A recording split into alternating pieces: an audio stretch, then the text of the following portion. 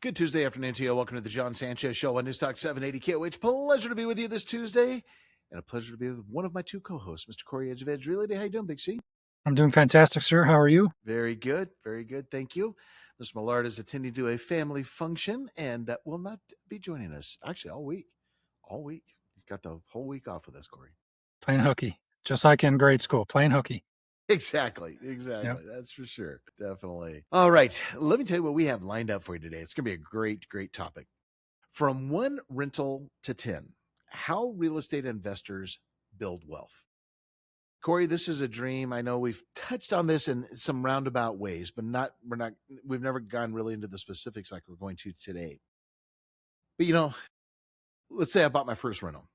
It's producing income. I'm feeling confident, Cory. Everything's going good. I've got income coming in. I actually got a little bit of a net, positive cash flow. I'm building equity in my property, and it's maybe even appreciated in this market.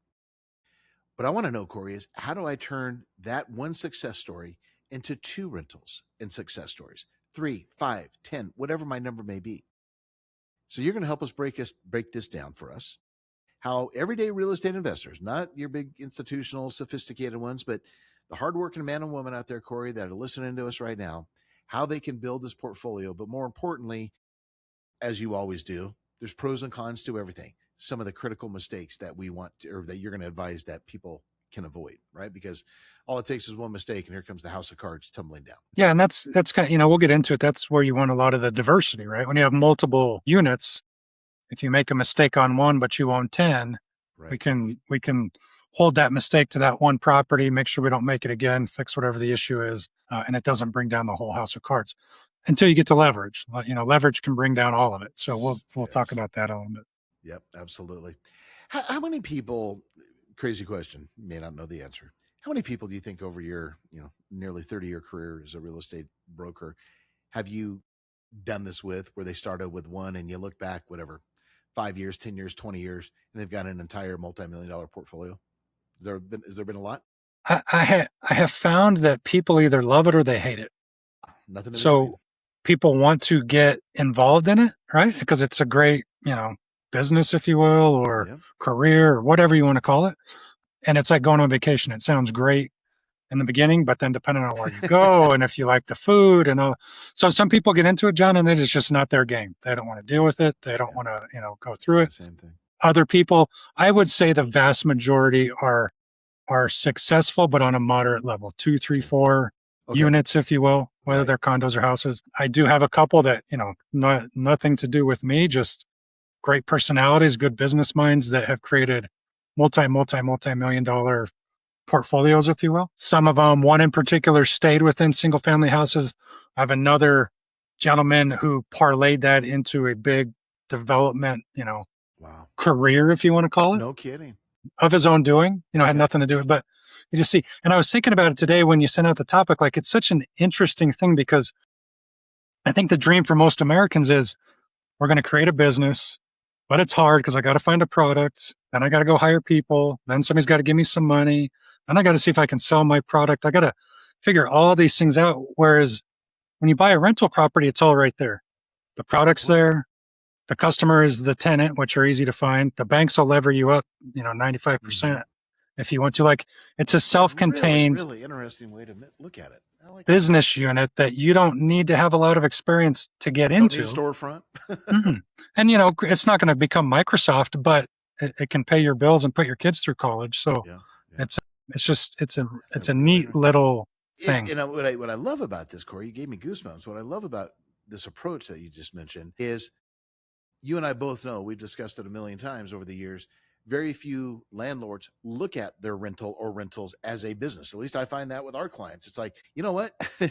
First of all, you don't have an LLCs. You have no asset protection. You're not really running as a business. You're commingling your rental income. It's going into your personal bank account, on and on and on.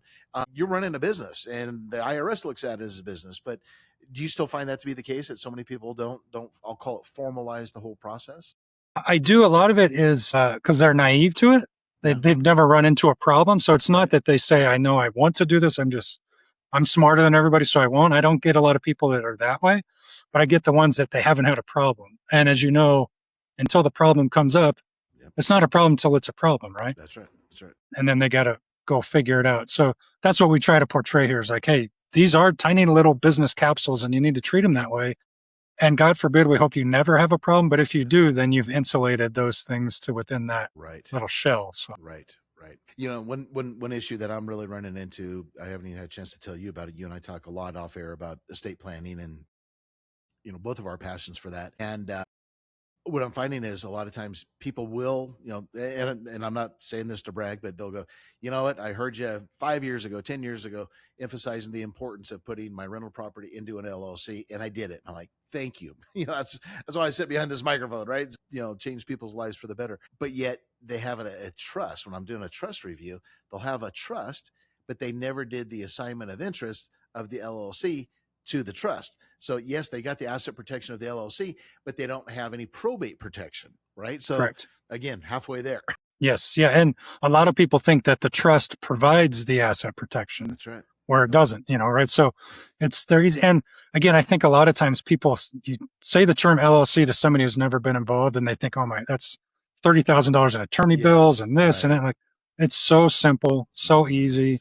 And the benefit is enormous if you ever need the Yes. protection of it. That's right. That's right. No, it's all tied together. It's income driven, properties, it's asset protecting the properties. It's a lot of things. But again, back to your point, look at each one of those rental properties as a little business capsule. I'm gonna steal your term. I love that. That's a phenomenal way to look at it.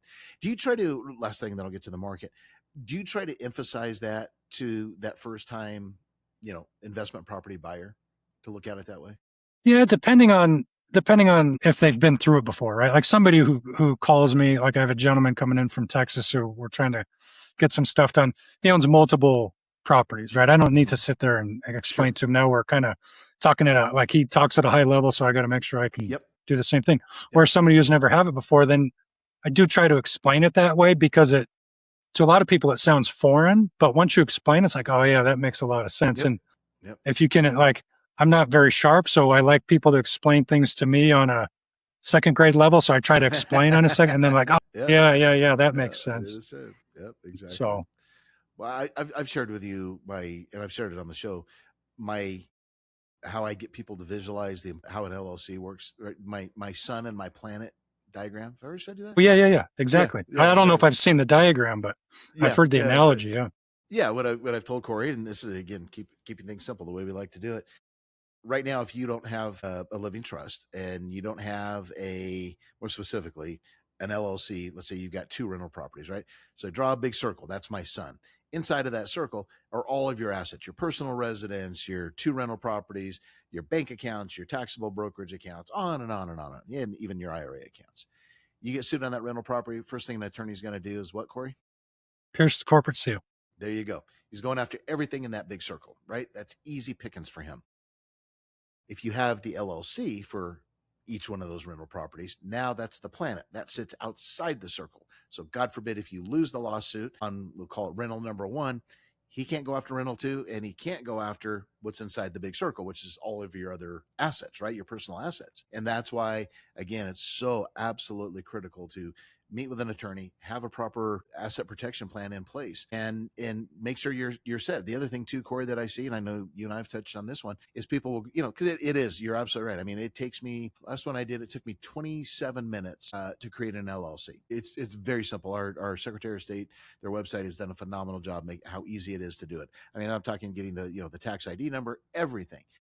But where people, again, are doing it halfway, they fail to get the operating agreement. And the operating agreement, as Corey and I know, we call it the glue. It's what holds that LLC together. Same thing. You get sued by an attorney, the first thing they're going to do in discovery is go, show me your operating agreement and show me your bank account. All right, Corey? Those are the first two things that they look at. Because if you don't have the operating agreement, which is basically here's the rules of the LLC, here's what happens in the event of death, divorce, all the rules associated with this new business that you just created with this LLC. If you don't have that, good luck, trying to keep that corporate veil put together. And then, as you've brought this up probably more times than I have, Corey, the mixing of the personal income, or excuse me, the mixing of the rental income with the personal bank account. That's the other thing they look at. Well, and I had a listener call me yesterday. I don't want to give out too many details, but we were talking about this, and he said, "Well, if I'm making money, how do I get it out of there? If I can't commingle, I go, well, you can get the money Oh out. yeah. It just needs to run through that bank account like Hmm. any other business. So Sure. the rent goes into the LLC. If you need the money and you don't need Hmm. it there for some other reason, take a distribution and then it goes into your Absolutely. personal account. Same thing Absolutely. is if the unit needs a new toilet, well, don't buy it out of your personal account. Go put it in the unit. Yep. Give the $100 as a contribution to the LLC. Have the Hmm. LLC buy the toilet, and then have your plumber That's right. install it if we're being That's right. legal. Yep. So you can still access all the funds. You can still get all the benefits. Just run Absolutely. everything through the company account. Yeah. Yep. And remember, you do have to file a separate tax return for that LLC. People always forget that one too. They forget. They Unless it's forget to tell single their use. Yeah, yeah. They forget to tell their accountant that they have this LLC, and therefore, when it's applicable, you're right. They don't file a tax return, and for many people, it's an LLC is a pass through entity. Everything's going to flow down Correct. to your personal Yep. return. So it's to your point, it's not that hard. It's like anything else. Once you do your first one, you're going to go, this was a piece of cake, and probably just form your own going forward. But where I like to really bring the attorney in is on the operating agreement, because again, that's the first line of defense that you have. So as you see, we're passionate about this. It's going to be a great topic, from one rental to 10. But when we come back, we're going to get down to the stock market side of things. Welcome back to the John Sanchez Show on News Talk 780 KOH with Cory, Edge of Edge Realty. Again, Dwight has the afternoon off. All right, before we get to our topic from one rental to 10, let's give you the recap of the market today. As Cory and I were saying during the break, pretty quiet day again. Just this slow, steady climb up. No complaints. We finished with a gain of 160 on the Dow, 0.30%, to a close of 53,577. NASDAQ rose 171.66%, and the S&P higher by 24 points, closing at 7,677. Kind of a perfect storm today from a good sense. Oil prices were down, bond yields were down right across the board. The 10-year fell today very nicely, down 7 basis points. But Cory, it was a nice pullback right across the board in all the various bond maturities. Again, our yield closed there 464. But man, the 30-year was down 6 basis points. The short end of the curve, 2-year, was down 4 basis points.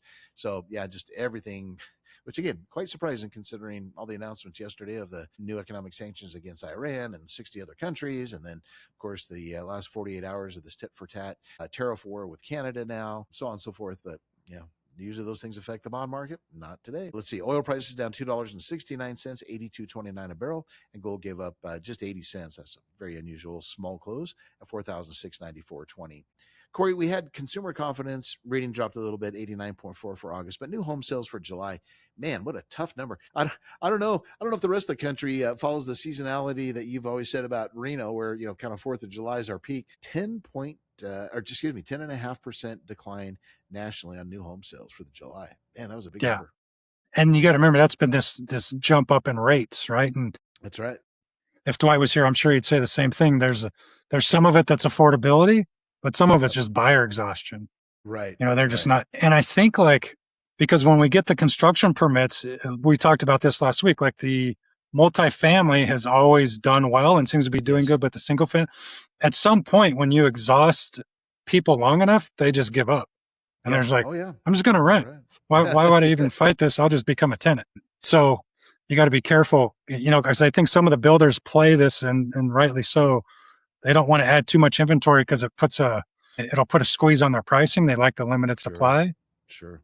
but you got to be a little careful, right? Because if you keep these people as tenants long enough, they're just going to be happy Yep. being tenants and forget Yep. it.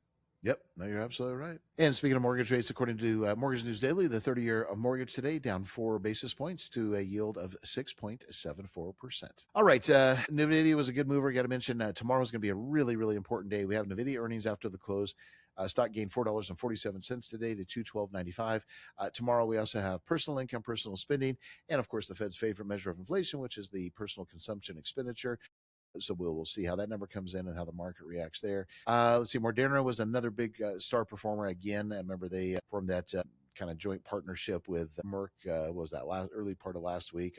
That new cancer study that they've released. But today the stock was up $19.94, 14.36% gain to 158.83. Let's see. Another big standout today on the downside was Dick's Sporting Goods. down 30.68%, $55.02 loss to 124.31. In sympathy, Nike Dow component down $1.28. Decker Outdoors was down about $3.34. Rest of the, SpaceX today, 2.2% gain, up $2.97, 137.97. But I'm not seeing any really other major standouts on my screen. So yeah, overall, like I said, pretty decent day. We're just, nothing major going on. AI wise, again, we're at the tail end of earnings. We're on the retail side of it now, and those usually don't really affect the market too much. But we did have consumer confidence. Like I said, reading came in at 89.4 for August, dipping a little bit from July's reading of 90.2. And then, Corey, I know this is just your absolute favorite economic report. The S&P Case-Shiller Home Price Index of July, up 2.1%. So yeah, I mean, hey, July's not bad though. I remember that used to be like, 4 or 5 months behind, it felt like. So yeah, exactly. Yeah, you're right.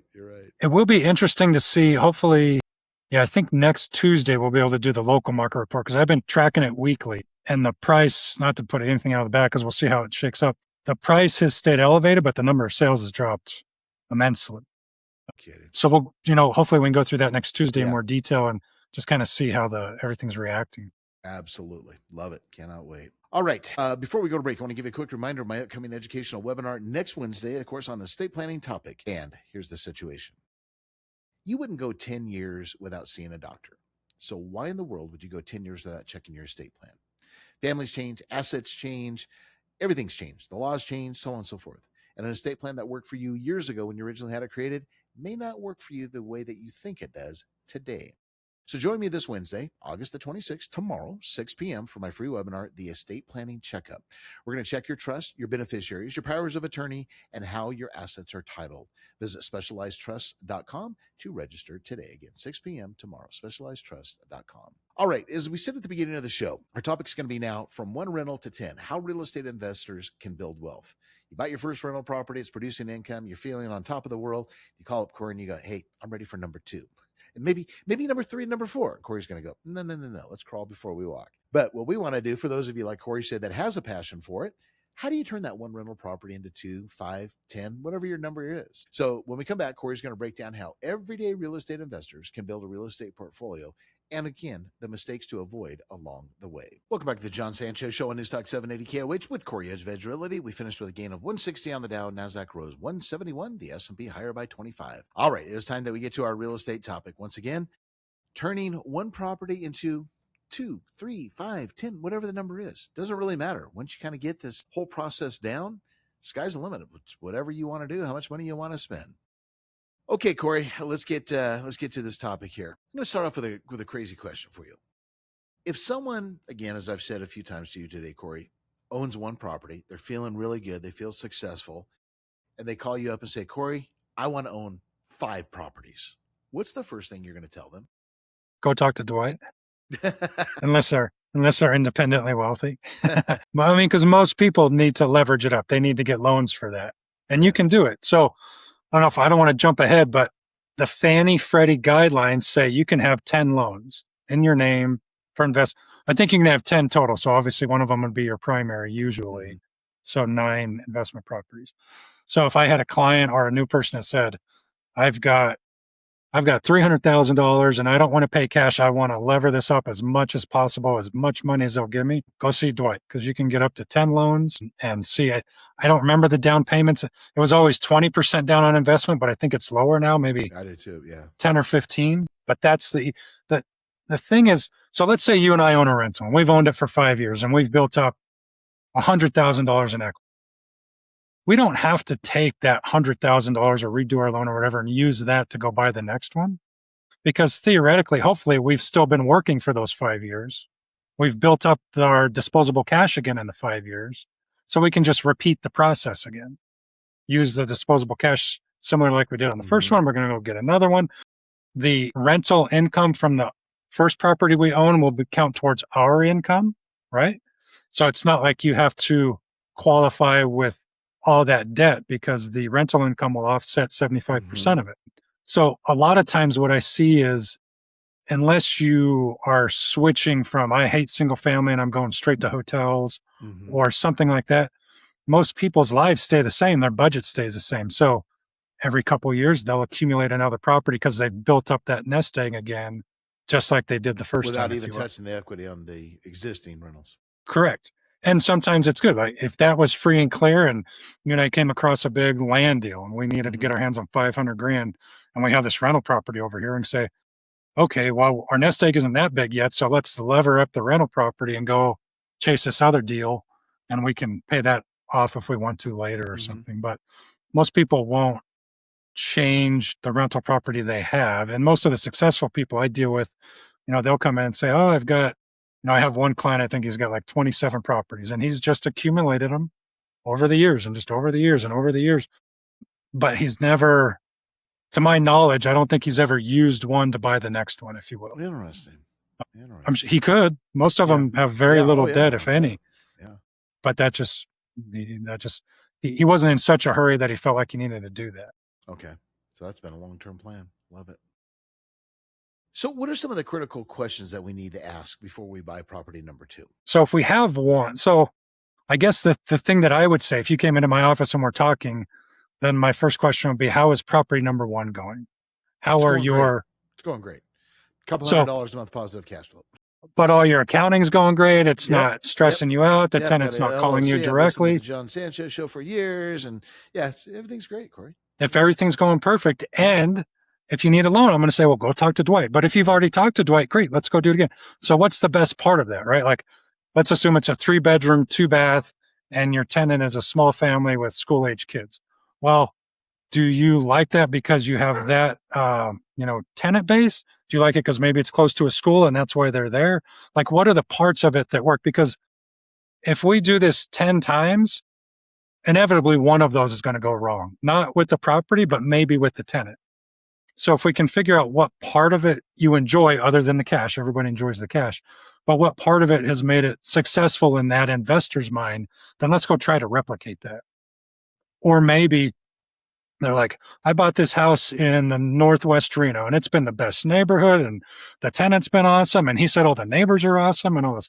Great. Well, let's go back to Northwest Reno because clearly whatever you did up there is worthwhile and trying to, recreate so they can get the same, effect next time. Is it hard to replicate a property? You may not replicate the exact property, but you're trying to replicate the experience and maybe the tenant base, right? So, and again, I'll just generalize, but in certain parts of Reno, Northwest, out in the North Valleys, you're going to have more families, people getting close to schools, younger age kids, all those things. So we can replicate the same tenant base, even if it's a different house, if you will. Bigger house, smaller house, apartment, doesn't matter, because we're going to get the same tenant base. Now, if all of a sudden our house that's been very successful is Northwest Reno, and we're charging, average rents, and we've got an average tenant in there, and you come and say, listen, I want to buy a house in Montreux. I'm like, okay, well, this is a completely different profile, right? Like these people might fight you a little bit more. They tend to have lawyers. If you know what I mean? Like it's going to be a different experience. But if it's a 20 cap, like let's chase it. Right. But if it's a 5 cap, just like the one in the Northwest Reno, well, why don't we just stick with what we know? Because it's working. It's making sense. Right. All right. Let's move on to our second area, the 4 ways a rental can build wealth. Let's start with the first one, profit. How do we determine our profit? Cash flow. I mean, if we're talking about annualized, monthly, whatever, cash flow is the biggest thing. And we should have, if we did a good job, we should have determined that before you even bought it. We should have done all the expenses, all the what ifs, all the scenarios. It's not always a perfect game. We're going to get something wrong, but if we're close enough, then it should at least pay for itself and hopefully have some positive cash flow on a fixed rate loan, hopefully. So if we go in and the only thing you can buy right now is an adjustable rate loan, and it's going to be 2 years. And you come to me a year later and say, man, this thing is cash flow great. I want to buy another one. Be like, oh, remember, John, you're going to adjust in 2 years. That's a great point. So let's make sure it's going to cash flow when this loan adjusts, because everything's hunky dory right now. But when your payment goes up $600, it may not be anymore. Right. So monthly cash flow is a fantastic way.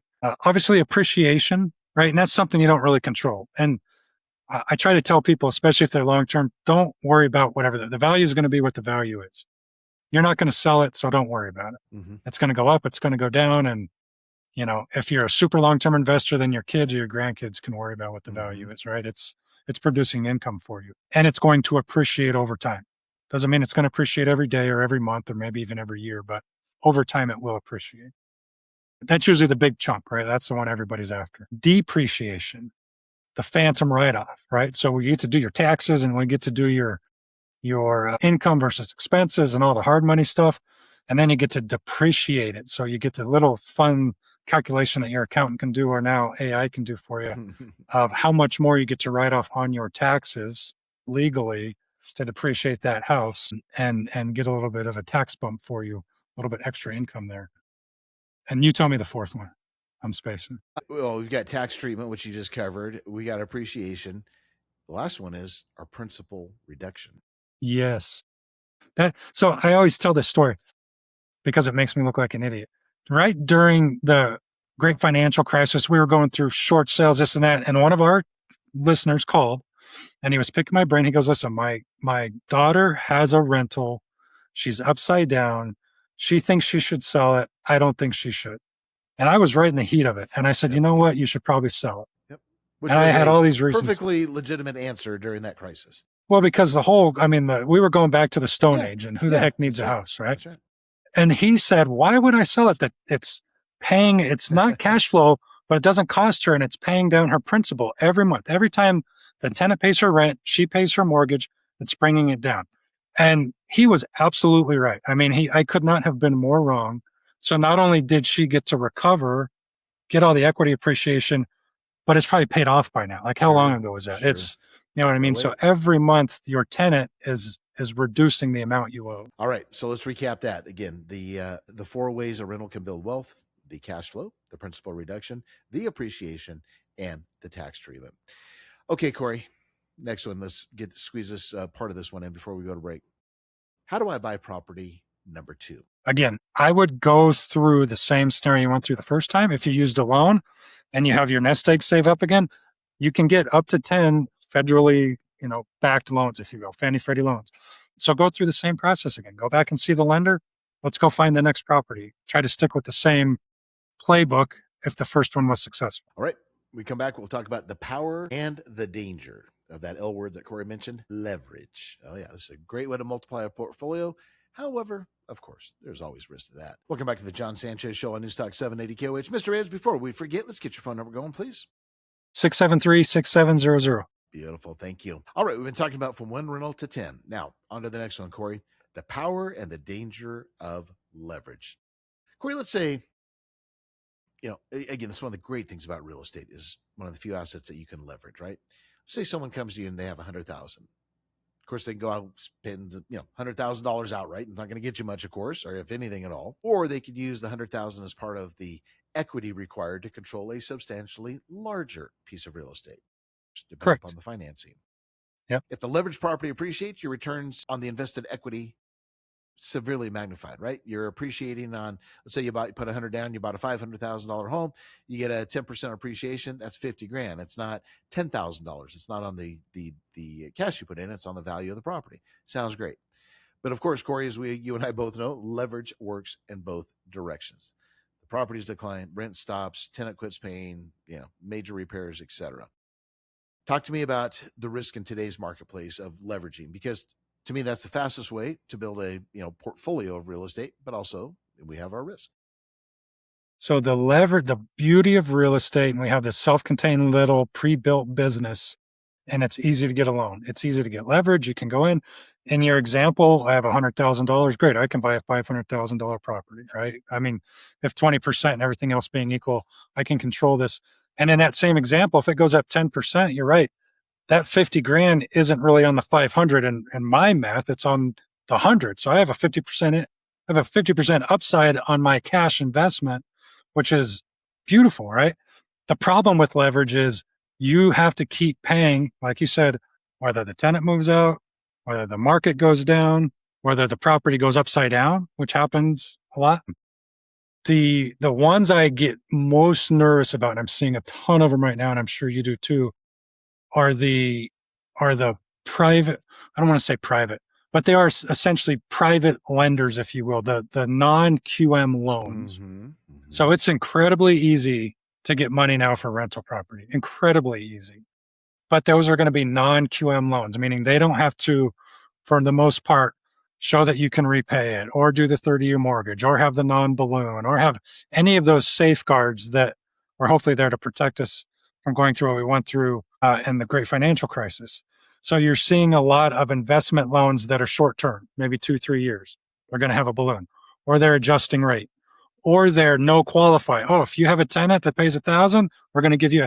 Those work fantastically until they don't work, and then it turns into a snowball that cascades when these interest rates on these private, again, I keep calling them private, but it's just private financing markets or whatever you want to call them, when they start adjusting or when you can't get out of them, because the promise is always, well, this is a 3-year loan with a 3-year balloon at 12%, but you're going to refi out of it.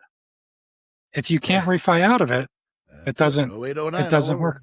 Yeah. I was helping one of my clients. Well, I shouldn't say the attorney's my client. His client isn't my client, if that makes sense. But the attorney called me on a property that wasn't selling out somewhere in the Reno area, going through a divorce. So I looked at it and I said, the price is too high. Well, she's already trying to get 50 grand less than what she paid. I go, it doesn't matter. It's still priced way too high. So I looked at the whole neighborhood, John, because there's a lot of properties for sale in this specific little neighborhood. 50% of the ones on the market right now are asking prices less than what they paid for them within the last 2 years. No kidding. And it's not drastic, it's not crazy, but it's low down payments, assuming market will continue to go up, and the market hasn't. Mm-hmm. I mean, it hasn't cratered, but it's been kind of steady.